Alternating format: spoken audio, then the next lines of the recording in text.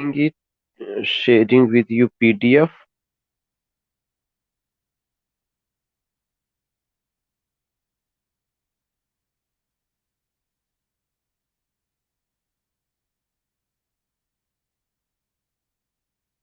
या I was just discussing कुछ points थे उसको लेकर के बात चल रही थी जिसमें मुझे लगता है कि शायद हम लोग जो है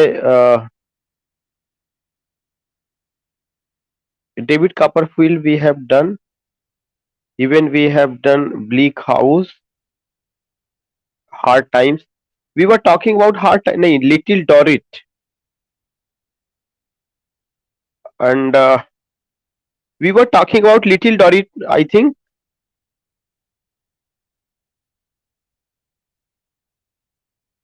या देखिए जब हम लोग इस पे बात कर रहे थे विलियम की लिटिल डॉरिट जो है ये कब आया 1855 में आया पब्लिश्ड इन मंथली पार्ट्स 1855 1857 और जीबी शानी इसे क्या कहा है मास्टरपीस एमंग मेनी मास्टरपीसेस तो इतनी सारी बातें हमने आपसे पहले भी किया था और हम लोग थोड़ा सा स्टोरी को लेके चल रहे थे कि क्या क्या स्टोरीज इसमें है और लिटिल डॉरिट का जो डेट है 1855 है जीबी शाह ने इसको मास्टरपीस एमंग मेनी मास्टरपीसेस कहा है समरी जहां तक आप देखते हैं कि एक विलियम डॉरिट जो कैरेक्टर है has been so long in the Marshalsea जैसे मैंने आपको बताया था कि इस नॉवेल का जो मेन कैरेक्टर है विलियम डॉरिट है और उसको एक टाइटल दिया गया वो कौन सा टाइटल दिया गया फादर ऑफ मार्शल सी का father of the Marshalsea का तो you will come to know कि there is a character William Dorrit और इस कैरेक्टर को क्या कहा गया father of Marshalsea he has had the misfortune to be responsible for an uncompleted contract with the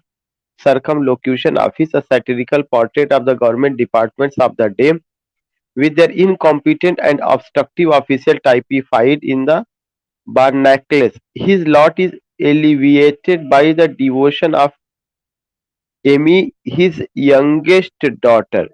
Remember that ki Amy is his youngest daughter. मैंने आपको जो point पहले बताया था वो यही बताया था कि इसमें एक कैरेक्टर है जिसका नाम विलियम डॉरिट है विलियम डॉरिट को जो टाइटल दिया गया वो क्या दिया गया father of the Marshalsea का और उसके बाद उसकी एक बेटी है उस बेटी का क्या नाम है Amy Amy is his youngest daughter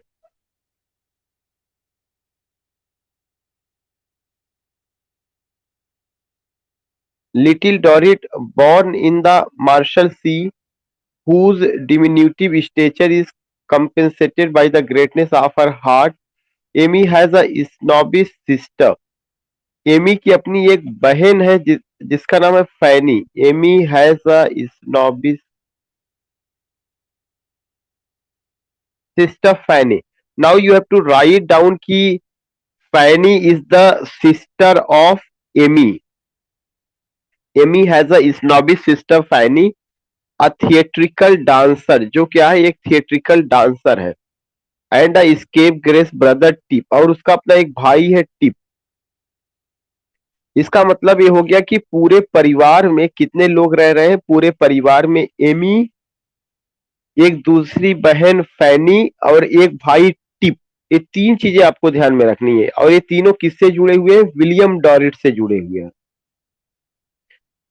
और विलियम डॉरिट को सबसे ज्यादा किस पर भरोसा अपनी बेटी एमी पर old Dorrit and Amy are befriended by Arthur Clennam, the middle-aged hero, for whom little Dorrit conceives a deep passion at first unrequited. So इतना आपको बस ध्यान में रखना है कि इस पूरे नॉवेल में किसके बारे में बताया गया है विलियम डॉरिट के बारे में विलियम डॉरिट क्या है फादर ऑफ मार्शल सी है उसके बाद आप ये देखते हैं कि उनको एक डॉटर है उसका नाम एमी है एमी की एक स्नॉबिश सिस्टर है जिसका नाम फैनी है जो एक थिएट्रिकल डांसर है और एक उनके भाई है जिनका नाम टिप है यू फाइंड दिस थिंग और इस परिवार में जो ओल्ड डॉरिट है और जो एमी है उनका अपना इंटरेस्ट किसमें है आर्थर क्लीनैम में है जो मिडिल एजेड हीरो है After it, you find what? You find the unexpected discovery. What do you find? The unexpected discovery that William Dorrit is heir to a fortune, raises the family of affluence. Except little Dorrit, they become arrogant and purse proud. Clinam, on the other hand, owing to the unfortunate speculation, is brought in turn to the debtor's prison and is found in the Marshalsea, sick and despairing. By little Dorrit, who tenderly nurses him and consoles him, he has meanwhile learnt the value of her love, but her fortune stands in the way of his asking her to marry him. The loss of it makes their union possible on Clenam's release. With this main theme is wound the thread of an elaborate mystery. Clenam has long suspected that his mother, a grim old puritanical paralyzed woman living in a gloomy house with a farmer attendant and present partner, Flintwinch. एक चीज आप ध्यान में रखिएगा, there is another character Flintwinch. Flintwinch जो है एक ऐसे कैरेक्टर है जहां पे जिनके साथ उनकी माँ रह रही, किनकी माँ रह रही है? दिस पार्टिकुलर कैरेक्टर जो अभी ऊपर आया हुआ था उसको ये पता चलता है कि उसकी माँ क्लीनैम्स का, उसकी माँ किसके साथ रह रही? फ्लिंट विंच के साथ रहे. तो there is another character Flintwinch. Partner Flintwich has done some wrong to Little Dorrit. Though the agency of a stagey villain regard Elias Blandois, this is brought to light, and it appears that Mrs. Clenam is not Arthur's mother, and that her religious principles have not prevented her from suppressing a codicil in a will that benefited the Dorrit family. यहाँ पे आपको जितना भी चीज reading किया गया है उनमें से एक चीज आपको ध्यान में रखना है कि एक जो फैमिली है उस फैमिली के साथ कुछ अदर कैरेक्टर जुड़ते हैं, जिसमें कौन कौन से कैरेक्टर आते हैं इसी स्लाइड में आप देखेंगे. The unexpected discovery that William Dorrit is heir to a fortune raises the family to affluence. एक तो एक चीज ये होता है जो विलियम डॉरिट की फैमिली है उनके जो एयर है, एयर उत्तराधिकारी टू अ फॉर्च्यून रेजेस, वे काफी हद तक भाग्यशाली होते हैं और आगे बढ़ते हैं. द फैमिली टू एफ्लुएंस, और फैमिली का एक प्रभाव पड़ता है. ठीक है, एक तो विलियम डॉरिट की फैमिली की बात की गई है जिसमें कौन कौन रहे हैं. एक एमी रही है, एक उसका भाई टिप रहा है, और एक उसकी जो है स्नॉबी सिस्टर रही है जो वहां पे बताया गया था. इसके अलावा करें कि except Little Dorrit they become, Little Dorrit को छोड़ करके उसमें ज्यादातर लोग क्या होते हैं? एरोगेंट बन जाते हैं. किसमें? विलियम डॉरिट की फैमिली में. विलियम डॉरिट की फैमिली में लिटिल डॉरिट को छोड़ करके बाकी ज्यादातर लोगों में घमंड आ जाता है एंड पर्स प्राउड, और उनको अपने पैसे पर गर्व होता है. लेकिन एक जो कैरेक्टर है जो मिडिल एज हीरो था जिसके प्रति जो है लिटिल डॉरिट का पैशन बहुत ज्यादा था, जिसका नाम क्लीनाम है. Clenam, on the other hand, owing to an unfortunate speculation, is brought in turn to the debtor's prison. और जो क्लीनाम है उसका फॉर्च्यून गड़बड़ होता है और वह जो है कहां पर आ जाता है? वह कर्ज में डूब जाता है, डेप्टर्स प्रिजन में हो जाता है. तो देखिए यहाँ पे दो परिवार है और दोनों परिवारों में इकोनॉमिक अप एंड डाउन आपको देखने को मिलेगा. जो विलियम डॉरिट का परिवार है वह बहुत तेजी के साथ उनकी लाइफ में पैसा आता है और वे शोहरत और इज्जत कमाते हैं, काफी आगे बढ़ते हैं. लेकिन जैसे जैसे उनके पास पैसा आता है और वे आगे बढ़ते हैं तो उनमें एक और पॉइंट आता है कि उनके परिवार के लोगों में घमंड आ जाता है. लेकिन एक को छोड़ करके, उसका क्या नाम है? लिटिल डॉरिट को छोड़ करके, लिटिल डॉरिट को छोड़ करके बाकी. दूसरी तरफ जो एक और कैरेक्टर आपका पैरेलल चल रहा है जो मिडिल एजेड हीरो है, क्लीनाम. क्लीनाम ऐसा लगता, क्लीनाम जो है कर्ज में आ जाता है और वह डेप्टर्स प्रिजन में चला जाता है and is found in the Marshalsea sick and despairing by Little डाइट हु टेंडरली नर्सेस. और वह जो है काफी ज्यादा बीमार हो जाता है, डिप्रेशन में चला जाता है, लेकिन लिटिल डॉरिट उसका बहुत ज्यादा ख्याल रखती है. एक कहानी चल रही है क्योंकि लिटिल डॉरिट पहले से भी उसके प्रति बहुत पैशनेट थी. तो tenderly nurses him and consoles him, console सांत्वना उसको देती है. He has meanwhile learn the value of her love. तब उसको जाके पता चलता है कि लिटिल डॉरिट का लव उसकी लाइफ में कितना ज्यादा इम्पोर्टेंट है। He has meanwhile learnt the value of her love, but her fortune stands in the way of his asking her to marry him. लेकिन उसका भाग्य जो है वहीं तक सीमित है कि वह उससे शादी करेगा या नहीं करेगा। तो एक पॉइंट आपको ये लिखना है, लिटिल डॉरिट वर्सेस किसके बीच में, that is which character, Little Dorrit and versus या क्लीनम, या क्लीनम, little डॉरिट versus क्लीनम।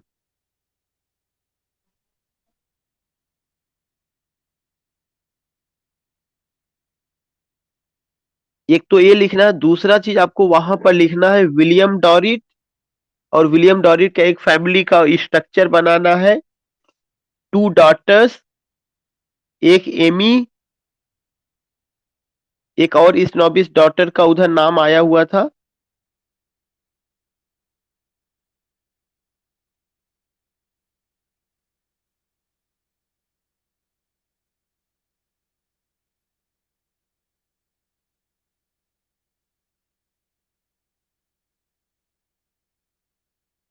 You will come to know कि एक उसकी अपनी एक और बहन है फैनी और टिप।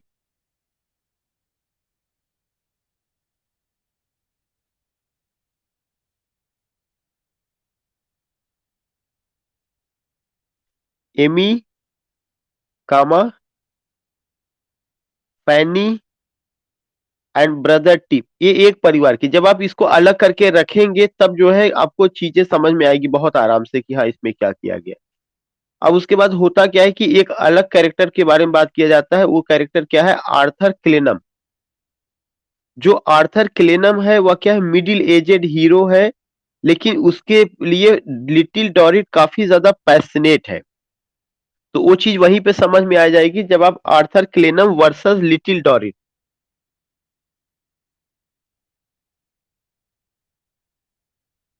तो एक परिवार की में लोगों में पैसा आता है, वे तरक्की करते हैं, लेकिन पैसे के साथ साथ उनमें घमंड भी आता है, लिटिल डॉरिट को छोड़ करके। दूसरी तरफ जो आर्थर क्लेनम है वो जो है कहाँ पे डूब जाते हैं, कर्ज में डूब जाते हैं, हताश है, निराश है। लेकिन इस समय उनके साथ अगर कोई खड़ा है या कोई उनकी सेवा करता है, तो कौन सेवा कर रहा है, लिटिल डॉरिट कर रही है। ये तो एक ही स्टोरी चलती है, लेकिन जो नेक्स्ट पैसेज है उसकी स्टोरी चेंज होगी। कह रहे with this main theme is wound the thread of an elaborate mystery. Clennam, Clennam का मतलब Arthur Clennam has long suspected that his mother. Arthur Clennam को यह डाउट है कि उनकी माँ a grim old puritanical paralysed woman living in a gloomy house, वो एक ग्लूमी हाउस में रह रही हैं, with a former attendant and present partner Flintwinch. एक और कैरेक्टर आते हैं, फ्लिंट विंच। तो अब अगर आप यहाँ पे बात करेंगे तो इसका मतलब ये क्या है, ये उनके पहले जो है अटेंडेंट थे। किसके अटेंडेंट थे, आर्थर क्लेनम के अटेंडेंट थे, लेकिन अब उनके पार्टनर बन गए हैं। और आर्थर क्लेनम को ये डाउट है कि उनकी माँ जो प्यूरिटनिकल पैरालाइज्ड वुमन है, वह वहां पे रह रही है ग्लूमी और डार्क एटमॉस्फेयर में। हैज डन सम, और ये भी पता चलता है कि Flintwinch has done some wrong to Little Dorrit, और फ्लिंटविंच ने क्या किया, कुछ गलत हरकतें की लिटिल डॉरिट के साथ।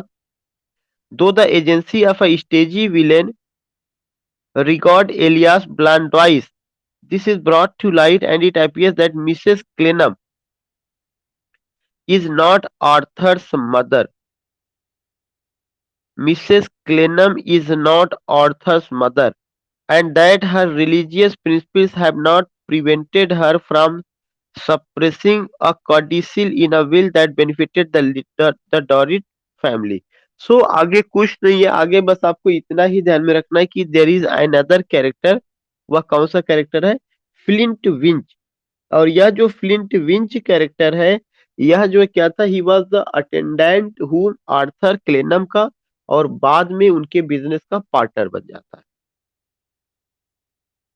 सो इस पूरे नॉवेल में उन्होंने इतना दिखाया हुआ है कि how the nature of human beings change when they become rich, if they are poor, और पुअर के बाद अचानक उनके पास पैसा आता है तो उनमें घमंड कितना आ जाता है, या जो कहा जाता है नए पैसे वाले रईस जादे जो नए हैं, न्यूली बॉर्न रिच फैमिली जो रही है, उनका अपना नेचर दिखाया गया है। और इस नेचर को किसके माध्यम से दिखाया गया है? वो आपका डॉरिट फैमिली जो रहे हैं। डॉरिट फैमिली में लिटिल डॉरिट को छोड़ करके जो है बाकी सब में ये चीजें नजर आती हैं। So you will come to know कि ये ऐसा बहुत इम्पोर्टेंट इस तरह का नॉवेल नहीं जैसा डेविड कॉपरफील्ड में, या जो एजुकेशनल इंस्टीट्यूशंस की प्रॉब्लम को लेके बात करता है, जो जिसमें चाइल्डहुड साइकोलॉजी रही है, no not at all. But you get ultimately some information कैसे ह्यूमन नेचर में तब्दीली आती है, चीजें आती हैं। तो a tell of to cities, sorry, ये चीजें आप देखते हैं। उसके बाद नेक्स्ट नॉवेल है a tell of to cities. The two cities are Paris in the time of the French Revolution and London. ये चीज पूछा जा चुका, बहुत इंपॉर्टेंट है। A tell of to cities में दो शहरों की कहानी है। नॉवेल में जो सेटिंग दिखाई गई है, इस नॉवेल की सेटिंग।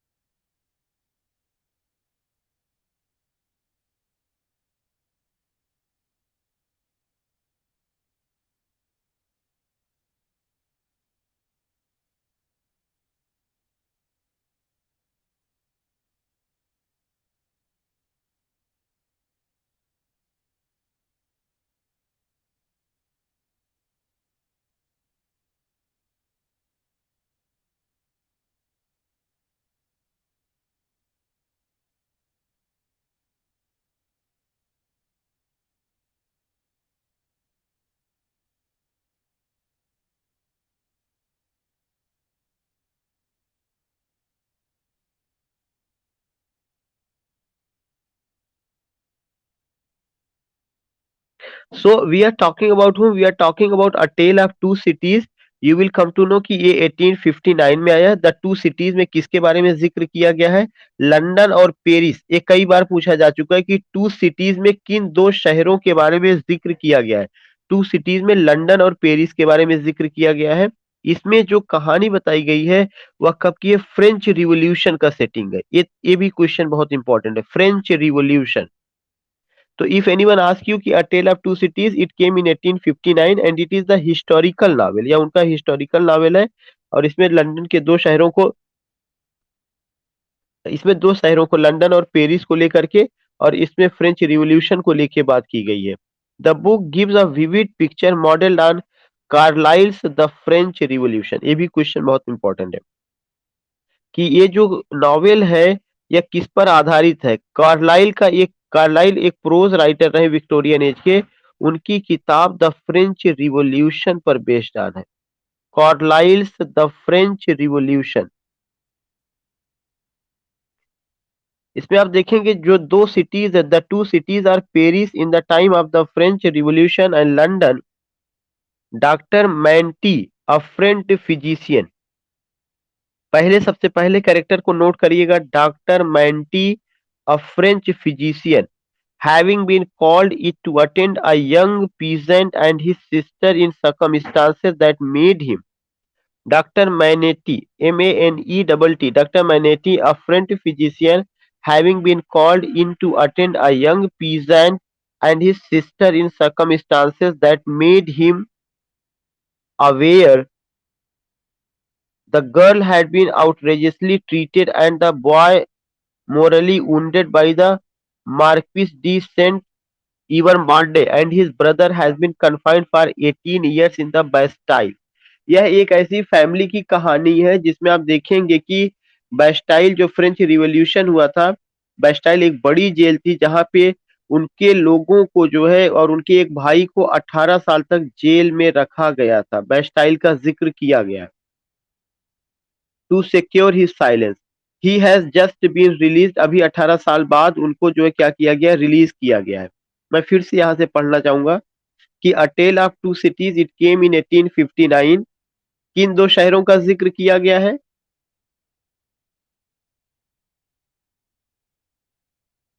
लंदन और पेरिस का जिक्र किया गया है। कौन सी घटना इस पर है? French revolution. और किस राइटर के जो है किताब को मॉडल बना करके इसको किया गया है? या कार्लाइल का द फ्रेंच रिवॉल्यूशन। उसके बाद आप ये देखते हैं कि इसमें मैंने सबसे पहले किस जो है कैरेक्टर के बारे में बात किया? डॉक्टर मैनेटी क्या है? फ्रेंच फिजिशियन है। उनको जो है क्या किया गया, having been called in to attend a young peasant and his sister in circumstances that made him. ठीक है, आपने यहां तक बताया। अब उसके बाद आप ये देखेंगे कि इनके फैमिली के लोगों को कहां पे एक तरह से जो है जेल में रखा गया था और 18 साल बाद वो रिलीज हो रहे हैं। Aware that the girl had been outrageously treated and the boy mortally wounded by the Marquis de Saint Ivermode and his brother has been confined. इस परिवार के जो है उनके भाई को, उनके बच्चों को थोड़ा सा उनके भाई को तो जेल में रखा गया। बेस्टाइल की कौन सी जेल रही है? बेस्टाइल का कितने साल तक? 18 साल तक। अब वो वहां से रिलीज हुए हैं, या just been release demented when the story opens he is brought to England. अब फ्रांस से स्टोरी कहां पर चल रही है? इंग्लैंड की ओर चल रही है। 18 साल के बाद जब वो रिलीज किए गए हैं तो उनको कहां पे लाया जाता है? इंग्लैंड लाया जाता है।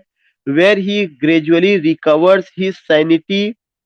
Charles Darnay who conceals under the name the fact that he is a nephew of the marquis has left France and renounced his heritage from detestation of the cruel practice of the old French nobility. He falls in love with Lucy। He falls in love with Lucy. तो यहां पर आपको ये ध्यान में रखना है कि there is another character Charles Darnay, और आपको यहां लिखना है चार्ल्स डार्ने वर्सेस लूसी।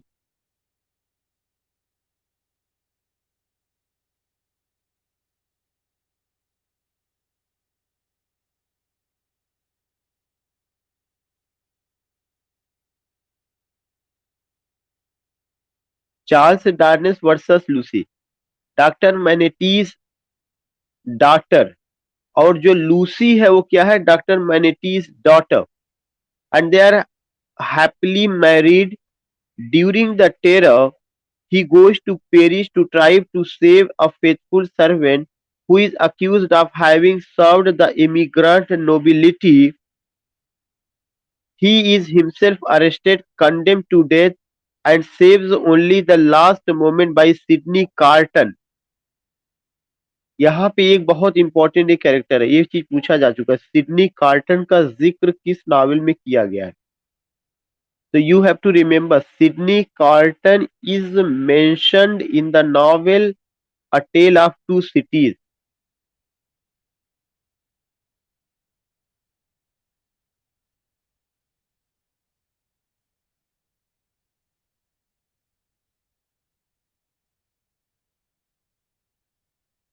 और एक पॉइंट ये भी लिख लीजिएगा,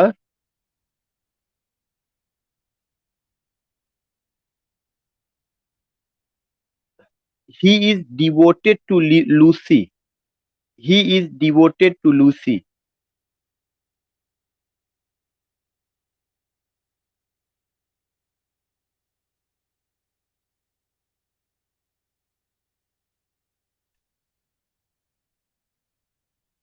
सो you will come to know, आपको कुछ नहीं करना, बस आपको इतना ध्यान में रखना है कि ये जो नॉवेल है a tell of two cities, दो शहरों की कहानी है, दो जगह की सेटिंग है, लंदन और पेरिस का। किसके बारे में बात की गई है? फ्रेंच रिवॉल्यूशन के बारे में बात की गई है। किस पर मॉडल्ड है? कार्लाइल का किताब द फ्रेंच रिवॉल्यूशन पर मॉडल्ड है। इसकी समरी में ये दिखाया गया है कि जब फ्रेंच रिवॉल्यूशन हुआ था तो उस फ्रेंच रिवॉल्यूशन में डॉक्टर मैनेटी की जो फैमिली है वो वहां पे अरेस्ट कर ली जाती है। उनके भाई को जो 18 साल तक जेल में रखा जाता है। बच्चों को भी दूसरे ढंग से जो है क्या किया जाता है कि शोषण किया जाता है, या वहाँ की जो गवर्नमेंट थी वो कैसे उनको सप्रेस करती है। डॉक्टर मैनेटी क्या है? एक फ्रेंच फिजिशियन है। और उसके बाद उनके फैमिली में से उनके ब्रदर को जो है क्या किया जाता है, 18 साल बाद रिलीज किया जाता है। और ये सब आप देखेंगे कि इनको दबाने वालों में कौन सा रहा है? एक नाम आया Marquis de Saint Evremonde. ये सब चीजें अगर आप देखेंगे कि उनकी फैमिली के लोगों को कैसे सप्रेस किया जाता है। और किसका रेफरेंस दिया गया है? बेस्टाइल प्रिजन का रेफरेंस दिया गया है। वहां से उनको 18 साल बाद रिलीज किया जाता है, तो कहाँ पर आते हैं? इंग्लैंड आते हैं। वहां पे उनको किसके बारे में पता चलता है? चार्ल्स डार्नी के बारे में पता चलता है। और यह जो चार्ल्स डार्नी है यह फ्रेंच की किसी फैमिली से बिलोंग करते हैं, लेकिन वह इंग्लैंड में अपना नाम छुपा करके रखते हैं।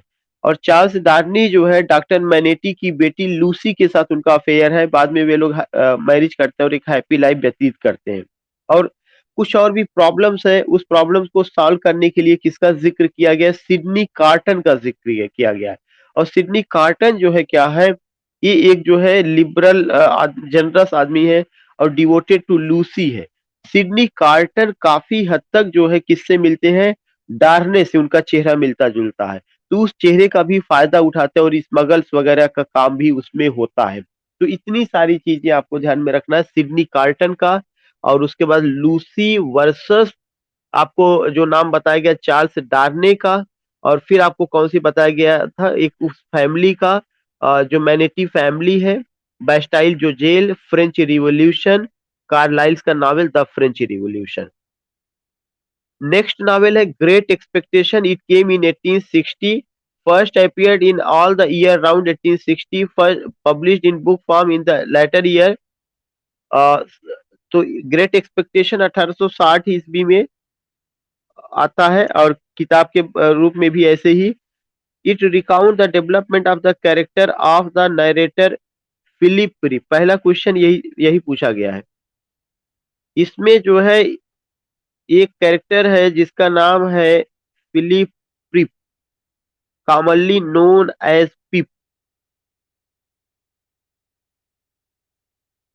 जो पिप है उस पिप का पूरा नाम क्या है? फिलिप प्रीप है, PHILIP, फिलिप प्रीप।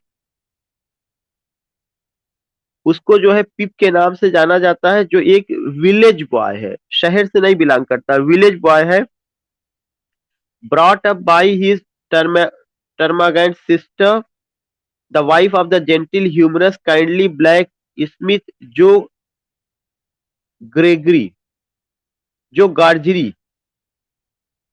तो एक तो आपको पहला कैरेक्टर क्या लिखना है? The first character is Philip Pirrip or Pip करके, a village boy. Philip Pirrip और or Pip, a village boy.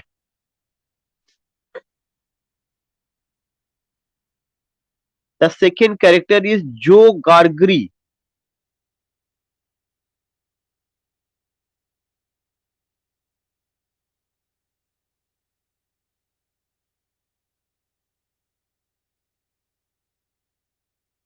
And the third character is Miss Havisham. ये चीज पूछी गई है। He is introduced to the house of Miss Havisham, a lady half crazed. The third character is Miss Havisham, a lady. ये भी जरूर लिख लीजिएगा, अ लेडी हाफ क्रेज्ड। ये चीज दिखाया गया है कि वह एक ऐसी लेडी है जिसको उसका लवर त्याग दिया हुआ है, तो वह हमेशा बदला लेने की फिराक में रहती है। वह किसी भी मेल को पसंद नहीं करती है। और यही चीज अभी वो पिप के साथ भी करेगी। So this novel is about whom? This novel is about Philip Pirrip and you will come to know Philip Pirrip का नाम को किस नाम से जाना जाता है, पिप के नाम से जाना जाता है। फिलिप क्रिप क्या है, एक विलेज बॉय है।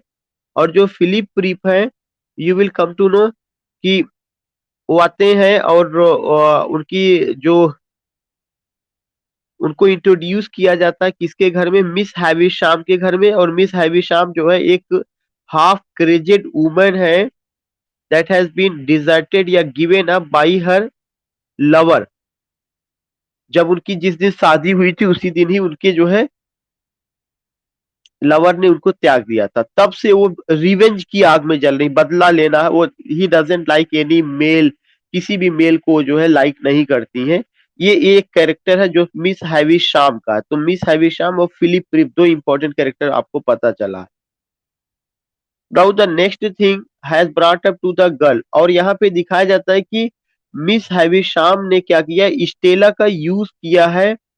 स्टेला का यूज किया है पिप के अंदर प्यार जगाने के लिए। और फिर जैसे ही पिप में वो प्यार पनपेगा, वह स्टेला को फोर्स करेंगी कि तुम जो है क्या करो, इससे लव ना करो ना मैरिज करो। फिर देखो इसको टार्चर हम लोग कितना करेंगे। Has brought up the girl Stella, Stella को लाया गया है टू यूज हर ब्यूटी, कि वो अपनी खूबसूरती का इस्तेमाल करे as a means of torturing men, अब मेन को टॉर्चर करने के लिए। So this is another important point, this is another important point which you will get here. To use her beauty as a means of torturing men. Pip falls in love with Stella. Pip जो है falls in love with Stella and aspires to become a gentleman. Money तो यहाँ पे एक और point आप लिखिएगा, पिप versus Stella. अगर ये चीज आता है कि आखिर किस लड़की का इस्तेमाल मिस हैविशाम ने किया जो है पिप के अंदर लव को जगाने के लिए, दैट इज स्टेला। और चूंकि जो है मिस हैविशाम रिवेंज में हमेशा रहती है और उनके अपने हस्बैंड ने उनको त्याग दिया था लवर ने जो ब्राइडल नाइट के समय, इसलिए उसको। फिर money and expectations of more wealth come to him from a mysterious source which he believes to be Miss Havisham. He goes to London and in his new mode of life Millie abandons the devoted Joe Gargery, a humble connection of whom he is now ashamed. Misfortunes come upon him. His benefactor proves to be an escaped convict, Abel Mackwich, whom he as a boy had helped. His great expectations fade away, and he is penniless. Stella marries his sulky enemy Bentley Drummel. Write down this point. Stella married Bentley Drummel.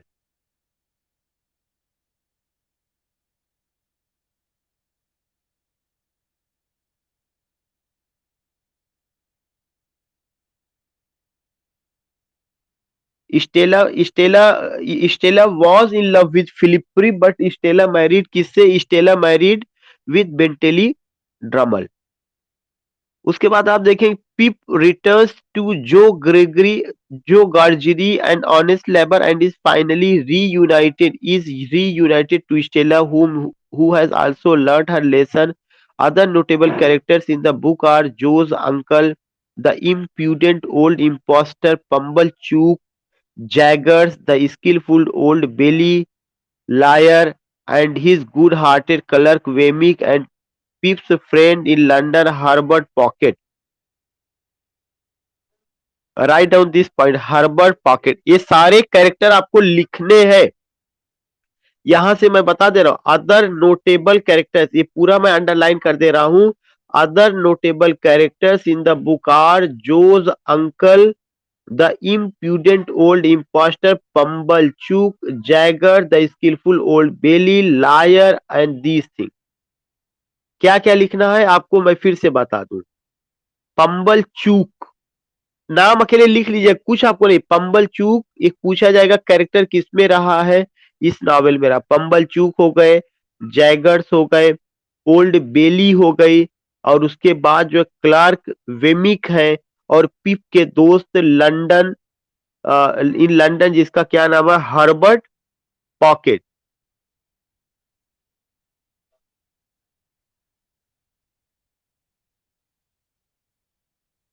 Are you getting the point? या nothing at all. आपको मैंने 3 character बताया, Philip Pirrip एक important character, Miss Havisham दूसरा important character, Estella तीसरी important character. ये 3 important character आपको ध्यान में रखने हैं। स्टेला मैरिज किससे कर लेती है? बेंटेली, लेकिन बेंटेली ड्रमल उसका शोषण करता है। लास्ट में वह फिर पिप से रीयूनाइट हो जाती है, उसी उसी के पास आती है, जिंदगी वही गुजारती है। और बाकी ये सब माइनर कैरेक्टर्स रहे। तो बहुत ज्यादा आपको अपने आप को जो है उलझाने की जरूरत नहीं, जो पॉइंट आपको जैसे बताया गया वैसे आपको नोट करना है उसको। फिर कह रहे हैं it appears from fastest life of Dickens that the author originally devised a less happy ending to the story which he altered in defense to the advice of Bulwer Lytton. Nothing at all, इसका कोई important नहीं है। All the year round एक दूसरा work है। Next work है Our Mutual Friend, published in monthly part between May 1864 1865। Monthly या publish हुआ था 1864-65 में। लास्ट कंप्लीटेड नॉवेल, ये क्वेश्चन इंपॉर्टेंट है। Last completed novel by Dickens, it is his one of most sophisticated novel. It centers on, according to the critic J. Hillis Miller, quoting from the character Bella Wilfer in the book Money, Money, Money. इसको quote करती money money money. Our Mutual Friend 1864 आई है। Last completed novel है, sophisticated novel है। J Hillis Miller ने जो है कहा है कि इसमें ऐसा लगता है मनी मनी मनी जैसा वो चीज किया गया। और एक कैरेक्टर है, its centers on, according to the critic J. Hillis Miller, quoting from the character Bella Wilfer in the book Money, Money, Money, वहां से उन्होंने लिया हुआ है। And what money can make life, और मनी से जीवन में क्या बन सकता है, ये चीज उन्होंने किया। The mystery of Edwin Drood 1870 में पब्लिश हुआ है, यह उनका इनकम्प्लीट है। Incomplete work the mystery of Edwin Drood. ये सब कंप्लीट, इनकम्प्लीट, लास्ट कंप्लीट, ये सब वर्ड आपको ध्यान में रखना है। The 1999 novel disgrace by J M Coetzee reference Edwin Drood. कह रहे हैं कि 1999 ईस्वी में जेएम कोत्जी ने डिसग्रेस नाम का नॉवेल लिखा जिसमें एडविन ड्रूड का रेफरेंस दिया as the novel that Lucy reads before the crime of her form. ये इतना चीजें आपको जो है कि इसको लेकर के बताई गई है। ये सारी बातें जो है दिस मैन को लेकर के बताया गया है। मैं थोड़ा सा फिर से पीछे से शुरू कर रहा हूँ। The mystery of Edwin Drood 1870 में पब्लिश हुआ है। उनका इनकम्प्लीट नावल रहा है। इस नावल का जिक्र जेएम कोत्जी ने अपने रेफरेंस, जेएम कोत्जी ने अपनी नावल डिसग्रेस में उन्होंने एडविन ड्रूड का रेफरेंस दिया हुआ है, उस कैरेक्टर का। उसके पहले जो है जो नॉवेल आई हुई है वो कौन सी है? आर म्यूचुअल फ्रेंड, जो 1864 ईस्वी में आई है और 64 से 65 के बीच में पब्लिश हुआ है। वह लास्ट कंप्लीटेड नॉवेल डिकेंस का रहा है और साथ ही साथ एक सोफिस्टिकेटेड नॉवेल रहा है। It centres on, according to the critic J Hillis Miller. और यह जो जे हिलिस मिलर रहे हैं उनके उनके अकॉर्डिंग जो है उन्होंने एक कोटेशन लिया, कहाँ से लिया?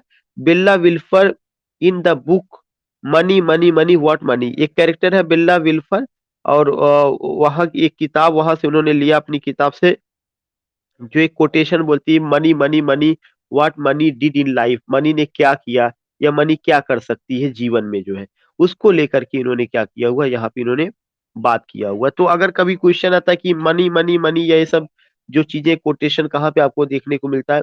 Are Mutual Friend. उसके अलावा आपको मैंने अभी बताया ही था कि ग्रेट एक्सपेक्टेशन में फिलिप प्रीप को, उसका ओरिजिनल नाम पीप है, और जो विलेज बॉय है मिस हैवी शाम जो अपने लवर के द्वारा त्याग दी गई हैं, कैसे वे बदले की फिराक में रहती, कैसे वे स्टेला का यूज करती हैं। फिर मैंने आपको बताया कि कैसे पिप जो है falls in love with Stella, और ये पूरा कॉन्स्पिरेसी मिस हैवी शाम की रहती है। लेकिन स्टेला मैरिज जो है किससे करती है? बेंटेली ड्रमल से करती है। और लास्ट में बेंटेली ड्रमल उसका बहुत शोषण करता है और फिर वो वहां से छोड़ के किसके पास आती है? फिलिप प्रीप के पास या पिप के पास आती है। और कुछ माइनर कैरेक्टर्स मैंने आपको लिखवाए हैं कि ये सारे कैरेक्टर्स नोट करने पड़ेंगे, जिसपे कौन कौन से पंबल चूक है, जैगर्स हैं, ओल्ड बेली कैरेक्टर है, और इसके अलावा वेमी क्लार्क है, पिप का दोस्त जो हर्बर्ट पॉकेट है लंदन में रह रहा है, उसको लेके मैंने बात किया था। इसके अलावा मैंने अ टेल ऑफ टू सिटीज में बात किया था कि दो शहरों की कहानी, फ्रेंच और लंदन की कहानी है। ये नावल 1859 ईस्वी में आई है। कार्लाइल का किताब द फ्रेंच रिवॉल्यूशन पर बेस्ड ऑन है। इसमें जो है ये दिखाया गया कि जब फ्रेंच रिवॉल्यूशन हुआ था तो उस समय कैसे एक परिवार को दंड दिया गया था, शोषण उनका किया गया था। और वो परिवार कौन सी है? डॉक्टर मैनेटी की फैमिली है जो फ्रेंच फिजिशियन रहे हैं। उसमें उनके जो है जो छोटे भाई हैं उनको 18 साल तक बैस्टाइल की जेल में रखा गया था। फिर वो वहां से छूटते हैं और लंदन आते हैं। तो all these things we find. और लंदन में एक और कैरेक्टर हम पाते हैं, चार्ल्स डार्ने, जो अपना जो है क्या कहते हैं कि अपना आइडेंटिटी छुपा के रखा हुआ। और चार्ल्स डार्ने मैनेटी की बेटी से लव करने लगता है। और उसका नाम क्या है? मैनेटी की बेटी का नाम लूसी है। और वे दोनों मैरिज करते हैं और हैप्पी लाइफ व्यतीत करते हैं। इसमें जिक्र सिडनी कार्टन का किया गया है। और सिडनी कार्टन का चेहरा बहुत हद तक चार्ल्स डार्ने से मिलता है। बाद में उसी चेहरे का फायदा उठाया जाता है। इस तरह की बातें भी नावल में बताई गई है। इसके अलावा आपको मैंने बताया था लिटिल डॉरिट को लेकर कि पब्लिश्ड 1855 में। और ये मास्टरपीस एमंग मेनी मास्टरपीसेस इसको जीबी शॉ ने कहा है। विलियम, और इसमें जो एक कहानी बताई गई कि एक परिवार की कहानी है विलियम डॉरिट। उस विलियम डॉरिट को जो है फादर ऑफ मार्शल सी कहा गया। और इसमें तमाम कैरेक्टर, जैसे एक एमी कैरेक्टर उसकी यंगेस्ट डॉटर है। और दूसरी जो उसकी बहन है फैनी है जो स्नॉबिश नेचर है, उसका एक भाई है टिप है। ये एक अलग कहानी चलती है। लेकिन एक और कैरेक्टर आता है आर्थर क्लेनम जो मिडिल एजेड हीरो है। और जिसके प्रति लिटिल डॉरी बहुत ज्यादा पैशनेट है। You will come to know. और बाद में जो है एक परिवार में एक दो तरह की बातें चलती हैं कि जो डॉरिट फैमिली उनमें पैसा आता है वो तरक्की कर जाते हैं। और जो आर्थर जो रहा है, आर्थर जो है डिप्ट में चला जाता है। और बहुत ज्यादा हताश और निराश होकर के जो है वो एक जगह पाया जाता है कि मार्शल सी में। लेकिन वहां पर उसकी हेल्प अगर कोई करती, लिटिल डॉरिट करती, तब जाकर के उसको पता चलता है कि लिटिल डॉरिट की लव का क्या इंपॉर्टेंस है, कितना केयरिंग है वह जो है। और फिर वे एक दूसरे से उनका अपना रिलेशनशिप तभी हो सकता था जब वे पूछते हैं कि would you like to marry with me or not. All these things we find. उसके अलावा और भी चीजें उसमें दिखाई गई हैं फ्लिंट विंच को लेकर के। और तमाम चीजें जैसा हम पाते हैं। तो in this way now you have gone with Charles Dickens. And there will be no class today in the evening. Evening में कोई आज क्लास नहीं होगा। We will meet tomorrow at 8 AM and with romantic poets.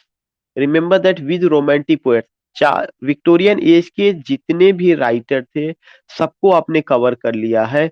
उनमें से जिनको आपने cover किया है, मुझे जहां तक याद है कि we have gone with Tennyson, we have gone with Matthew Arnold, we have gone with Hardy, we have gone with Charles Dickens now.